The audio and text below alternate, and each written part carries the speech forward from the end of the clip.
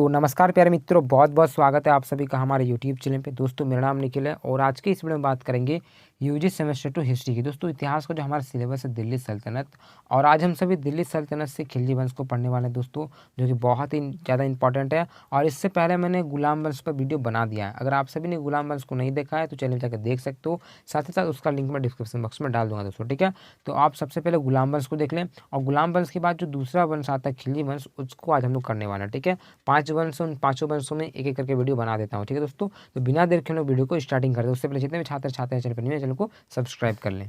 तो दोस्तों सबसे पहले हम सभी देखेंगे खिलजी वंश के शासक एवं उसका शासनकाल, यानी कि कौन से शासक कब आए और कब गए दोस्तों, ठीक है, जो कि बहुत ही ज़्यादा इंपॉर्टेंट है, आपको ये याद रखना है दोस्तों। खिलजी वंश की अगर बात करूँ मैं, तो खिलजी वंश 1290 से 1320 तक चलता है, इसका ये समयकाल रहता है दोस्तों, ये याद रखें आप सभी, ठीक है।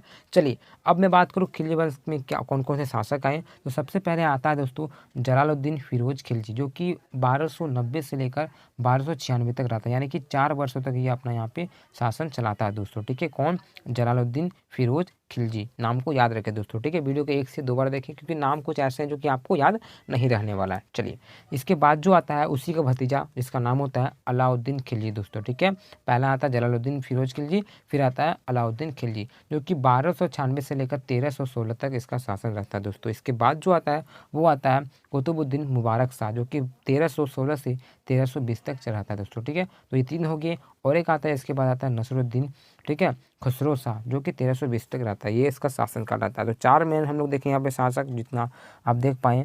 अब मैं इसके बारे में थोड़ा डीप से जानकारी आपको देने का प्रयास करता हूँ दोस्तों। यहाँ पे देखिए क्या लिखा हुआ खिलजी वंश के बारे में दोस्तों। दिल्ली सल्तनत का अमर इतिहास में आगे चलते हुए खिलजी वंश का इतिहास है। इस वंश का पहला शासक जलालुद्दीन फिरोज खिलजी होता है दोस्तों। जो खिलजी वंश है, इसका अगर मैं बात करूँ संस्थापक या तो ये पहला शासक का, तो वो होते हैं, ठीक है, फिरोज खिलजी। आपको ये नाम याद रखना है दोस्तों। चलिए उसने ही गुलाम वंश के अंतिम शासक केकुबाद को मार कर गद्दी पर, ठीक है, बैठा या तो हासिल किया, ठीक है। उसने केकुबाद को तुर्क, अफगान और फारस के अमीरों के इशारे पर हत्या करवा दिया। तो इस प्रकार से दोस्तों उन्होंने गुलाम वंश के जो अंतिम शासक होता है उसको हत्या करके अपना गद्दी यहाँ पे बैठा या पे हासिल किया दोस्तों। कौन? जलालुद्दीन फिरोज खिलजी, ये आपको याद रखना है। अब देखेंगे दोस्तों खिलजी वंश के कुछ महत्वपूर्ण तथ्य, यानी कि इस वंश से जो भी इंपॉर्टेंट पॉइंट्स बनेंगे, सभी पॉइंट्स को हम लोग देखेंगे और थोड़ा समझने का प्रयास भी करेंगे दोस्तों। थोड़ा थोड़ा बेसिक जानकारी ले लें। इसके बाद मैं आप सभी को जो परीक्षा भवन में जो प्रश्न पूछे जाएंगे, डायरेक्टली वो प्रश्न में वीडियो बनाने वाला दोस्तों, ठीक है। तो चैनल से जुड़े रहें। चलिए दोस्तों यहाँ पे बात करूँ मैं, गुलाम वंश के अंतिम शासक को मारकर जलालुद्दीन फिरोज खिलजी ने खिलजी वंश की स्थापना की, यानी कि जो गुलाम वंश का अंतिम शासक होता है इसको मारकर खिलजी वंश की स्थापना किया दोस्तों। फिरोज खिलजी की हत्या उसी के भतीजे दामाद अलाउद्दीन खिलजी ने कर दिया दोस्तों। फिरोज खिलजी का जो हत्या उसी का जो भतीजा होता है अलाउद्दीन खिलजी, वो उसका कर दिया, और उसका भतीजा भी था और उसका दामाद भी। क्योंकि क्या होता है कि जो मुसलमान में होता है कि थोड़ा शादी हो जाता है भाई बहन में, तो इस प्रकार से उसका जो भतीजा था, ठीक है, उसका पहले भतीजा था और फिर वो उसका दामाद भी बन जाता है। तो अलाउद्दीन खिलजी ने क्या किया, अपने ही चाचा को मार दिया सत्ता के लिए। तो ये होता है सत्ता का लालच, देख सकते हो, ठीक है। तो आप बोल सकते हैं दोस्तों कि यहाँ पे जो अलाउद्दीन खिलजी था, प्रश्न अगर पूछा तो कि पूछा जा सकता है कि अपने चाचा को कौन मार के गद्दी पर बैठा, तो अलाउद्दीन खिलजी। तो आप यहाँ पे बोल सकते हैं दोस्तों, जो अलाउद्दीन खिलजी था वो जलालुद्दीन खिलजी का भतीजा था दोस्तों, ठीक है। इसने अपने चाचा को मारा और फिर गद्दी पर बैठ गया। दामाद और भतीजा दोनों ही था।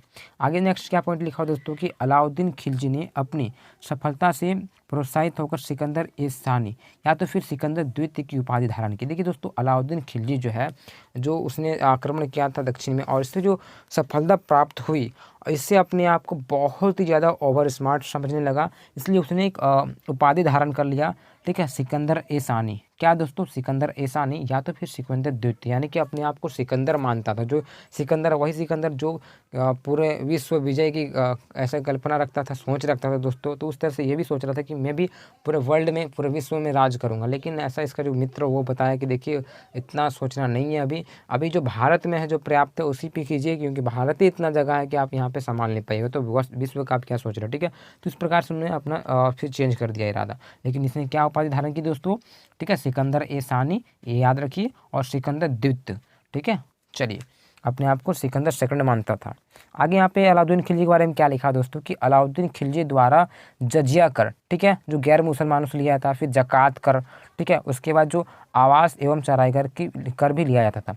तो कुछ ऐसे टैक्स है दोस्तों, यहाँ पे आपको नाम याद रखना है। ये आपका जजिया भी लेता था, जजिया यानी कि जो गैर मुसलमान हुआ करते थे उससे भी लेता था।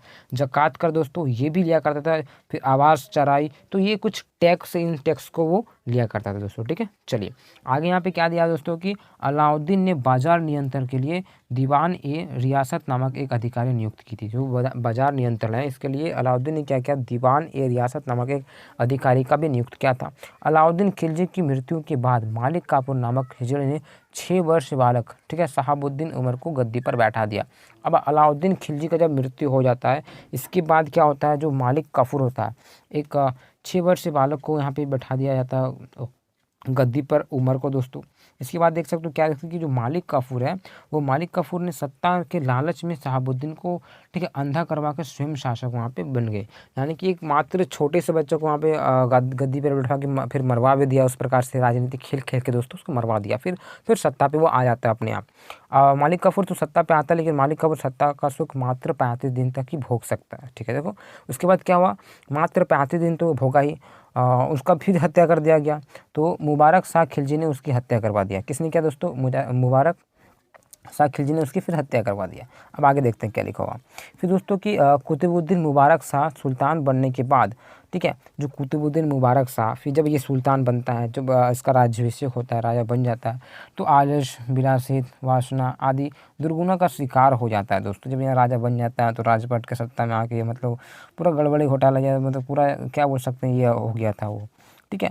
और मुबारक शाह जो हुआ था ना, तो मुबारक शाह नग्न स्त्री, ठीक है, पुरुष के साथ दरबार में आता जाता रहता था। फिर कभी कभी तो स्वयं वो नग्न होकर दरबार में दौड़ते रहता था। तो इस प्रकार से थोड़ा माइंड इसका इधर हो गया था कि होता क्या कि वो तो बहुत ही अच्छा परिवार से रहा था, राजपाट में रहा था, कभी बाहर की दुनिया देखा नहीं था। तो जब वो राजा बना तो इस प्रकार से उन्होंने देखा तो और इन्जॉय, मतलब क्या बोल सकते हैं, जब ज़्यादा पैसा हो गया, बहुत ये कर लिया, तो फिर कभी लड़की लोग संपर्क में आया था नहीं, अचानक से लड़की के संपर्क में आया। तो इस प्रकार से उसने, अब देख सकते हो किस प्रकार से नग्न वो घुमा करता था, वहाँ पे दौड़ता करता था, ठीक है। तो ये आपका मुबारक शाह के बारे में दिया हुआ।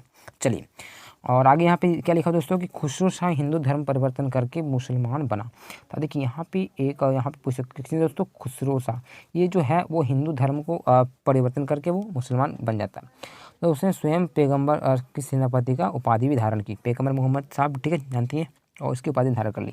चलिए आगे नेक्स्ट पॉइंट क्या लिखा दोस्तों कि गाजी मलिक ठीक है, तुगलक ने खुसरो को युद्ध में परास्त कर तुगलक वंश की स्थापना की। तो इसी प्रकार से आपका जो खिलजी वंश का अंत होता है और स्टार्टिंग हो जाता है तुगलक वंश।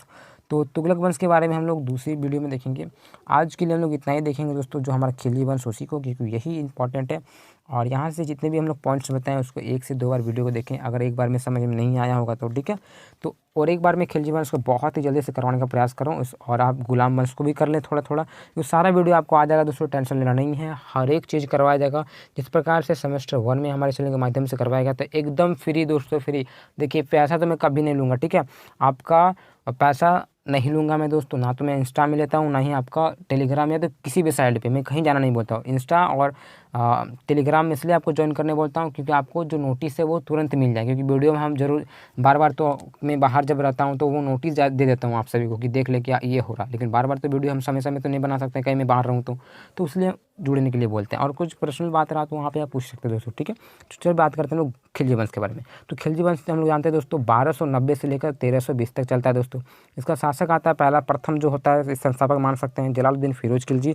1290 से लेकर 1296 तक 4 वर्षों तक इसका शासन कर रहा था। इसके बाद आता है दोस्तों अलाउद्दीन खिलजी, उसी का भतीजा और दामाद होता है दोस्तों, और उसने अपने चाचा को मरवा दिया। और ये शासनकाल चलाता है वो 1296 से लेकर 1316 तक चलाता है। उसके बाद आता है दोस्तों कुतुबुद्दीन मुबारक शाह, 1316 से लेकर 1320। फिर आता है आपको नसरुद्दीन खुसरो शाह दोस्तों। तो इसी प्रकार से आपने देखा गुलाम वंश का जो अंतिम शासक होता है उसको हटा कर मार कर गद्दी पर बैठता है फिरोज खिलजी।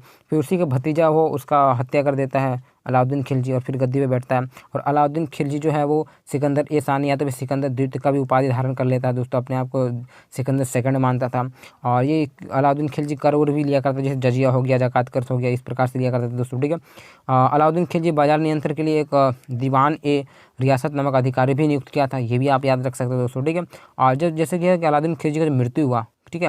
और उसके बाद अब बैठ गया यहाँ पे, उमर बैठाया गया है उसको, मतलब बैठाया गया, बैठा नहीं बैठाया गया तो उमर को, तो उमर आया। उमर के बाद यहाँ पे देख सकते हो, ठीक है, मालिक काफूर है। मालिक काफूर मात्र 35 दिन तक ही रहता है। फिर मलिक काफूर के बाद आप देख सकते हो यहाँ पे मुबारक शाह आया। मुबारक शाह की फिर हत्या कर दिया गया। फिर आता है कुतुबुद्दीन मुबारक, ठीक है। इस प्रकार से आपने देखा और यहाँ पे आपका खिलजी वंश होता है दोस्तों, ठीक है। वीडियो को 102 बार देख लें और अच्छे से देख लें। और इसके बाद जो भी इस वीडियो में अगर पूरा क्लियर नहीं समझ में आ रहा तो कोई दिक्कत नहीं, और भी वीडियो आने वाला है। और इसके बाद इंपॉर्टेंट क्वेश्चंस का वीडियो आने वाला है। ये तो मैं सारा वंश करवाने वाला हूँ अभी आप सभी को, तो थोड़ा थोड़ा बेसिक जो जानकारी है वो इस वीडियो में मैं अभी दे रहा हूँ, ठीक है दोस्तों। किसी प्रकार की समस्या हो तो प्यारा प्यारा कमेंट कर सकते हो। प्यारे प्यारे कमेंट्स का मुझे आशा भी रहता है। साथ ही साथ आप मुझे इंस्टा पे फॉलो कर सकते हो। मैं इंस्टा आईडी अपना लिंक डिस्क्रिप्शन बॉक्स में डाल दूंगा, साथ ही साथ अपने टेलीग्राम को डाल दूंगा दोस्तों, ठीक है। इस प्रकार दोस्तों दूसरे वीडियो में मिलता है। जय हिंद, जय भारत।